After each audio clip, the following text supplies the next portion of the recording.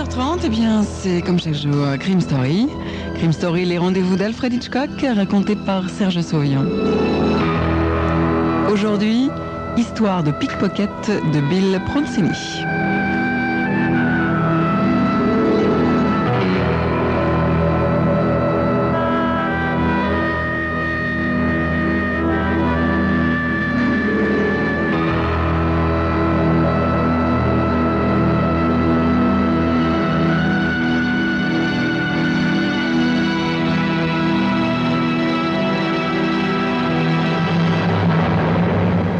J'étais confortablement assis sur une lourde chaise baroque de l'élégant salon de l'hôtel Pool, feuilletant une des revues sous couverture de plastique aimablement fournie par la direction, quand la jeune fille, vêtue d'une robe de tweed sombre, mit très adroitement la main dans la poche d'Andrew Stuyvesant.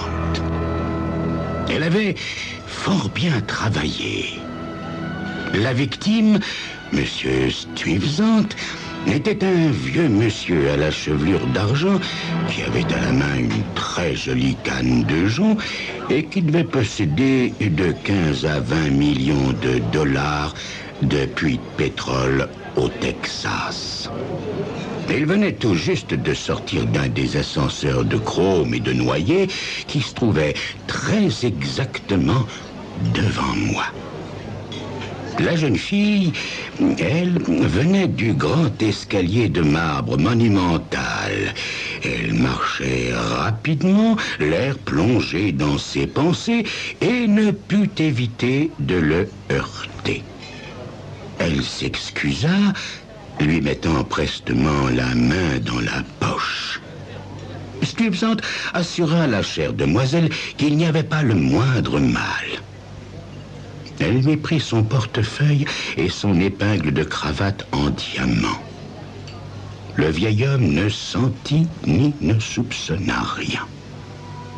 La jeune fille s'excusa de nouveau avant de se hâter de traverser l'épais tapis indigo pour se diriger vers l'entrée principale du salon de l'autre côté, glissant adroitement les deux objets dérobés dans le sac de cuir brun qu'elle portait au bras. Presque immédiatement, j'ai quitté ma chaise pour la suivre rapidement, mais sans ostentation. La jeune fille parvint à se frayer un chemin entre tous les pots de fleurs et tous les sombres meubles du salon pour s'approcher jusqu'à quelques pas de la grande porte à deux vantaux vitrés avant que je puisse l'intercepter. Je lui mis doucement la main sur le bras. « Veuillez m'excuser, mademoiselle, je n'en ai que pour un instant, » lui dis-je en souriant. Elle se raidit, s'immobilisant complètement, puis elle se retourna et me regarda comme si j'avais jailli d'un des pots de fleurs qui nous entouraient. « Je vous demande pardon ?» me demanda-t-elle d'une voix glacée.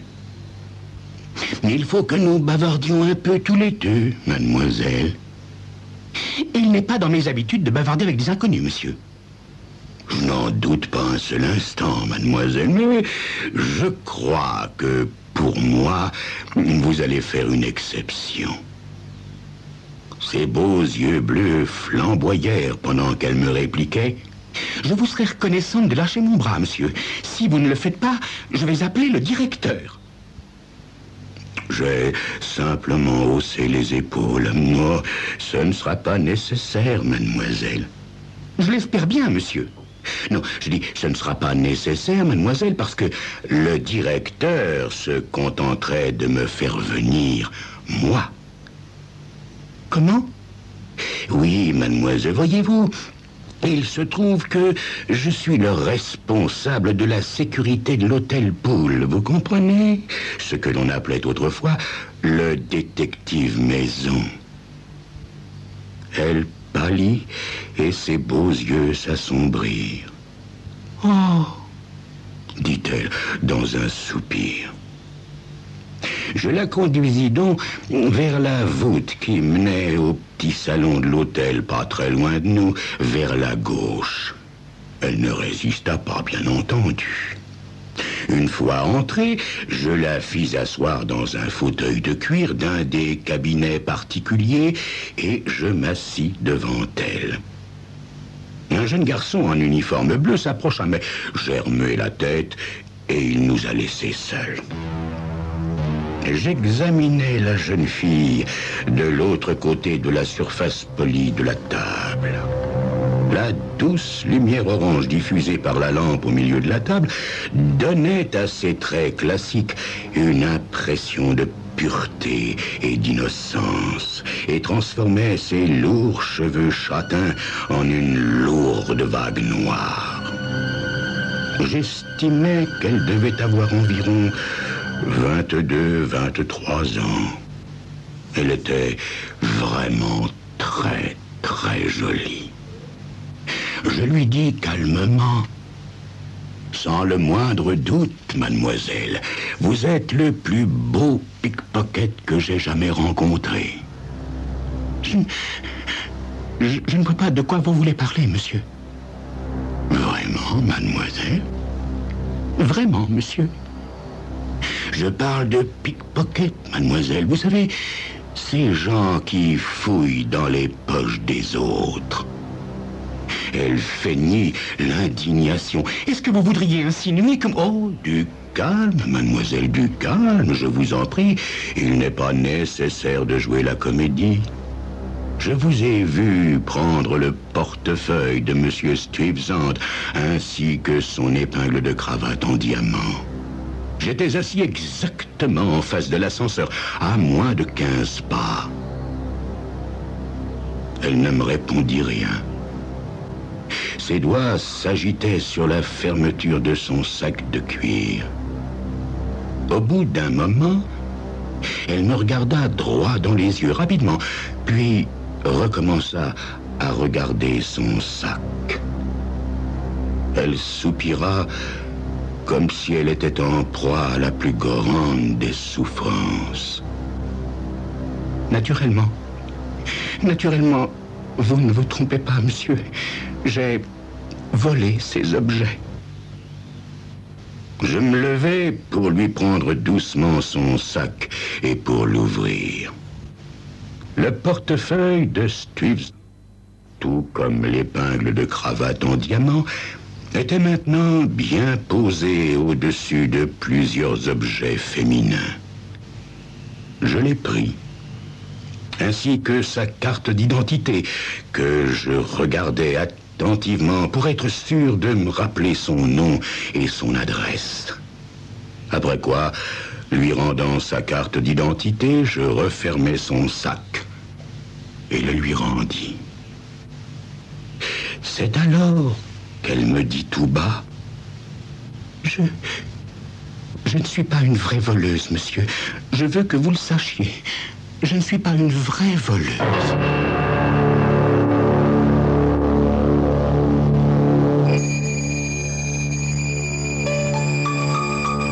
Comment ça, pas une vraie voleuse? Est-ce qu'il existerait des vrais et des faux voleurs et que je n'en sache rien? Mais qu'est-ce que ça peut bien vouloir dire? Je ne suis pas une vraie voleuse. Eh bien, mes chers amis, c'est ce que vous saurez dans quelques instants.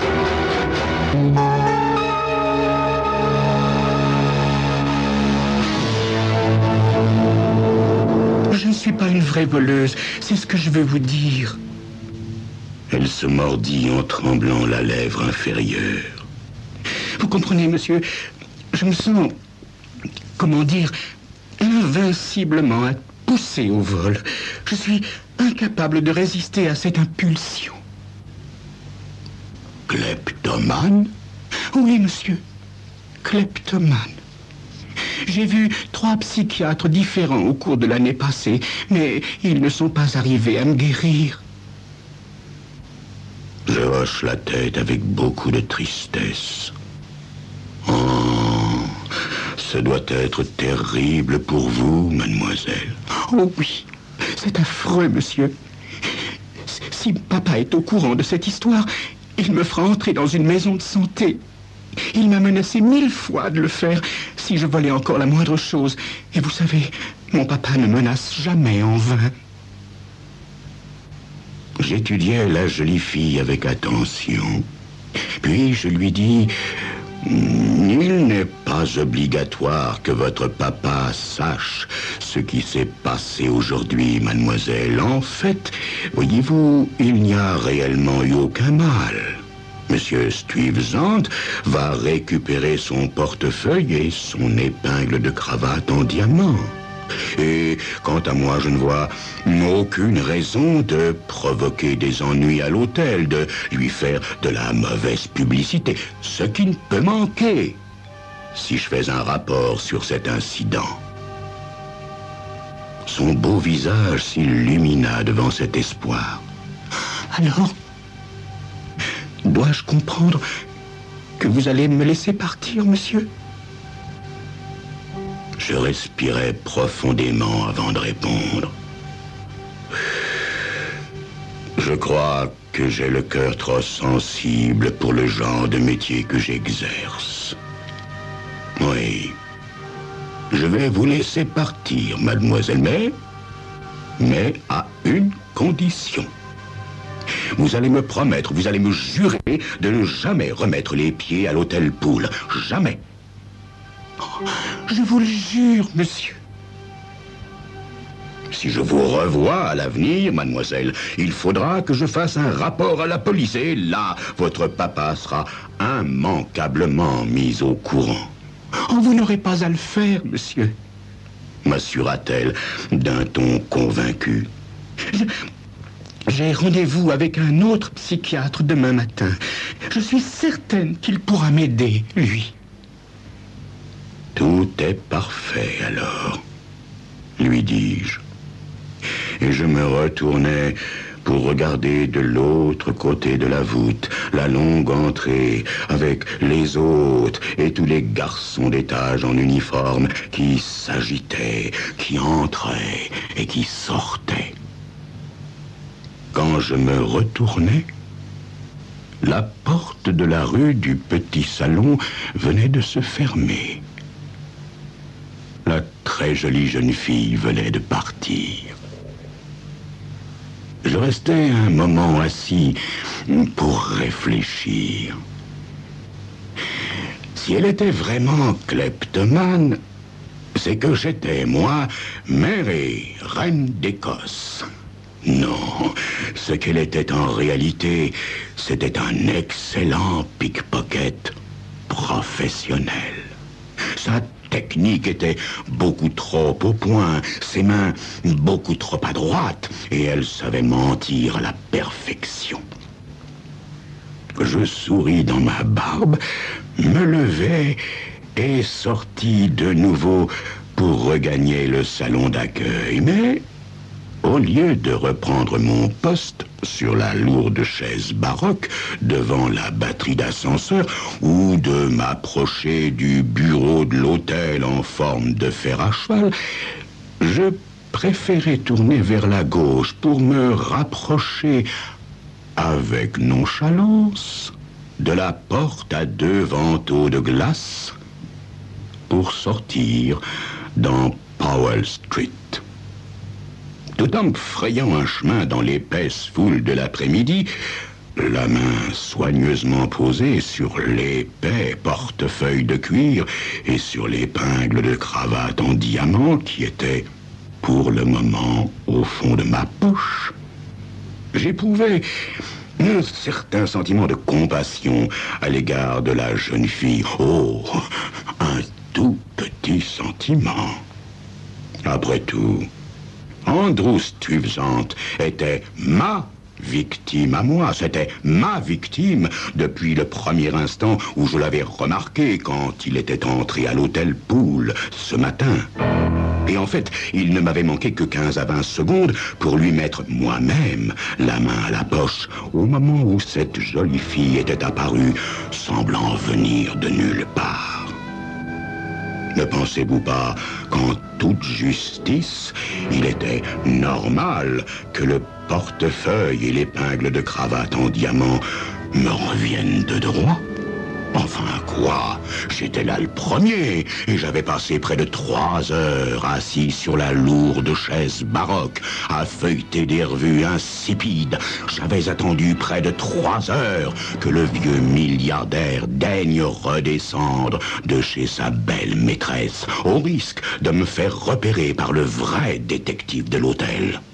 Après 40 ans de bons et loyaux services dans l'art de subtiliser les portefeuilles, moi que l'on appelait main d'or, je n'allais tout de même pas me laisser blouser par une jeunesse, aussi jolie fut-elle, non mais sans blague. Et ma réputation alors?